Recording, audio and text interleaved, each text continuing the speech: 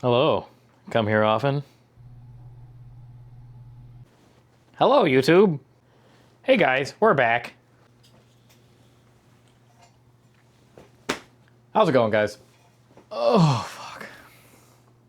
Hey guys. Fuck, that sounds gay. And go along finishing the learning how to talk. I'm like, fuck. And was gonna start doing it and. Hey guys, my name is Zach. I'm basically starting this YouTube channel to showcase some of the work I've done on my Cressida. And basically, I wanted to start this YouTube channel at the beginning of this build, and then just obviously never got around to it.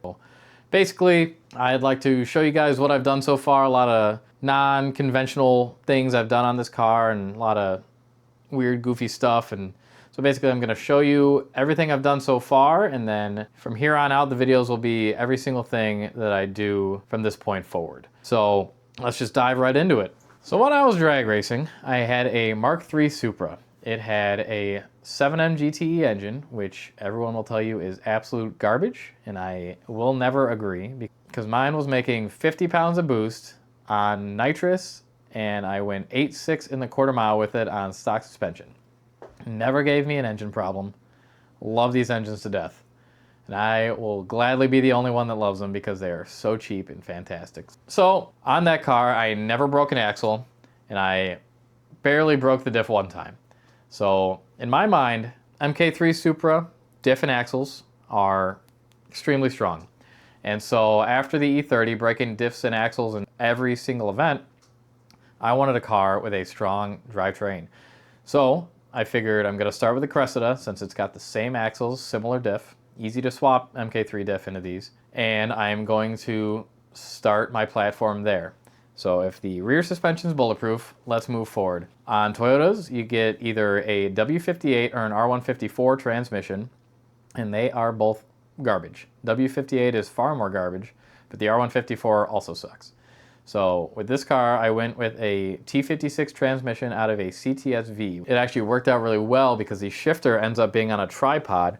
And so what I did is I got rid of the tripod, I body mounted the shifter as you would in like typical BMW application. And that made the shifter location super easy because I basically made a link between the shifter on the body and the shifter on the trans to whatever length I needed and got my shifter location perfect so I didn't have to cut up the car or do anything weird. So moving forward from good diff axles, good trans, got a Clutch Masters clutch in the car, which is the same clutch I ran in the Supra in as manual, the same clutch I ran in the E30, and the same clutch I'm always going to run because it is badass. I've never had an issue with them.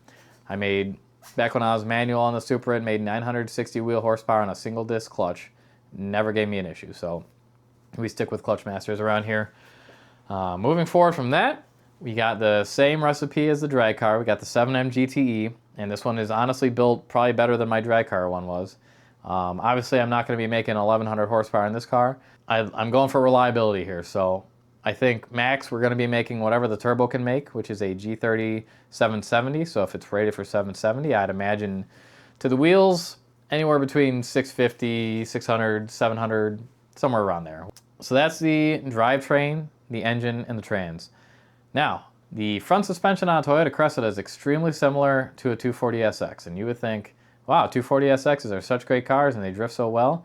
Why'd you want to change that? Well, I've never been a fan of 240. It's got rear rack, gets bound up when you're full lock if it's set up incorrectly like mine is. And you know, you got the traction arms that take up the whole engine bay. It's just an ugly, clunky setup in my opinion, and I don't like it.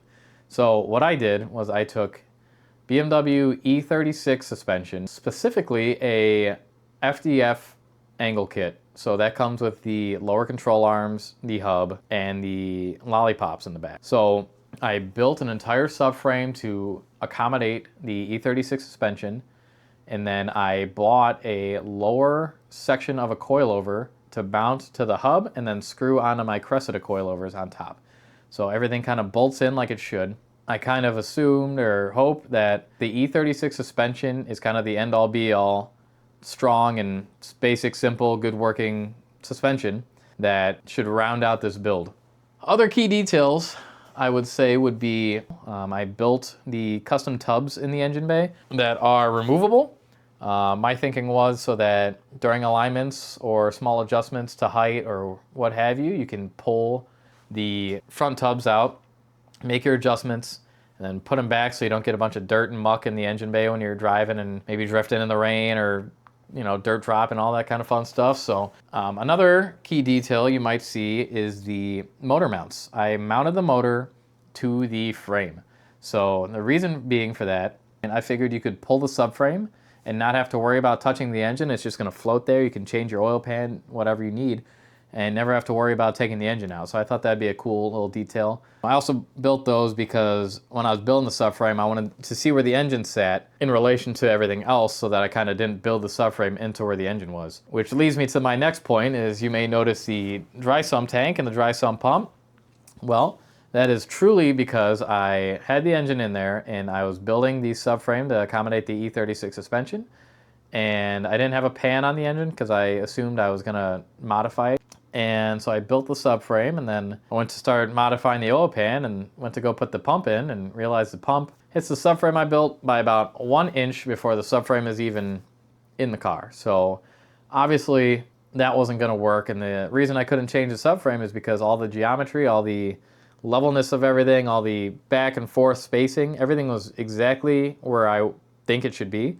So I couldn't move the subframe back and forth, up or down, and so the next thing would be to move the engine back, forth, up and down. Well, the trans is already pretty much pressed into the car as it is, so the engine can't really go up. I'm sitting there thinking, well, shit. So basically, I went on Marketplace and found a dry sump pump used and a dry sump tank used, and then I built the oil pan to accommodate dry sump. I mounted the dry sump pump and mounted the dry sump tank, and we're gonna cross our fingers that that works because I've never ever done dry sump.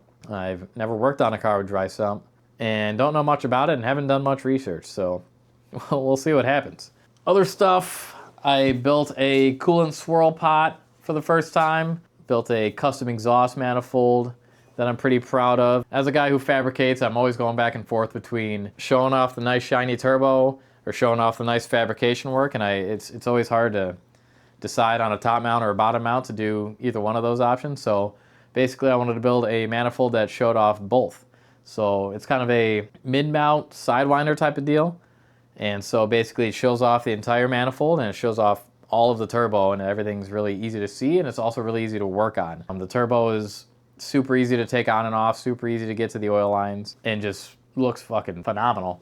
The first key detail that everyone notices are the breather lines for the catch can.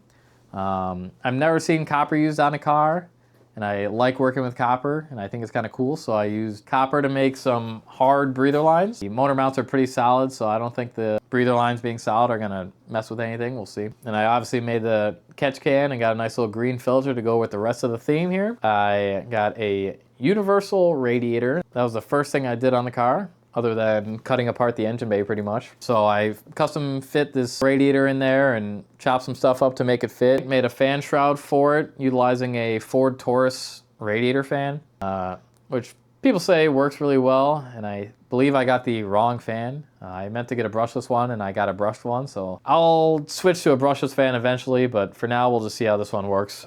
In front of that would be the intercooler.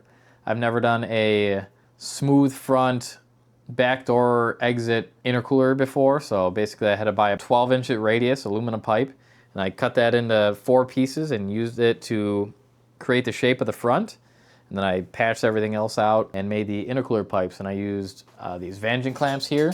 Other than the pins always falling out are my favorite way of using pipes, because couplers always melt and break and rip, and these seem to be the most reliable. I'm thinking I'm going to throw some safety wire on the pins because I've seen a lot of people's pins fall out, and I don't want to be one of them.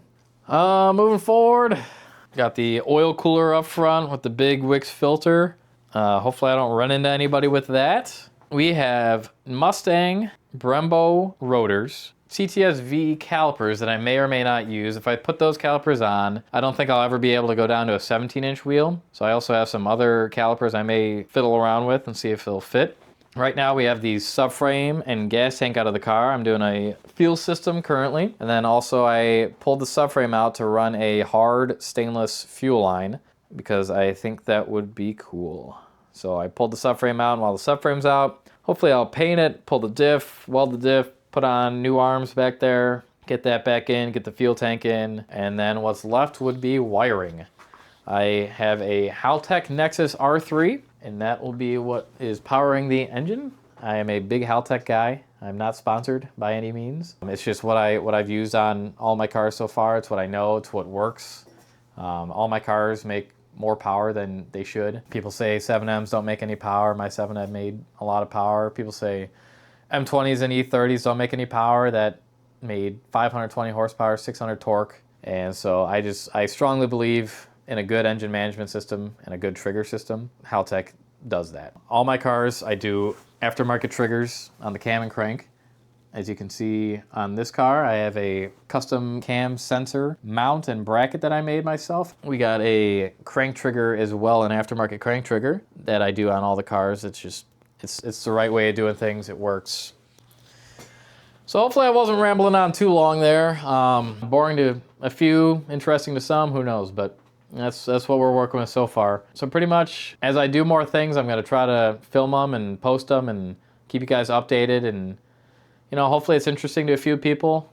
You know, I like doing stuff that's not super conventional, and so yeah, we'll see. Hopefully I can be drifting this car this year. Yeah, it's got a lot of body work to do. We'll see if I get around to that this year or not. I really just want it running and figuring out what the car may need. So it's kind of where we're at with the car, and if you're interested in keeping up with the channel, then please do so.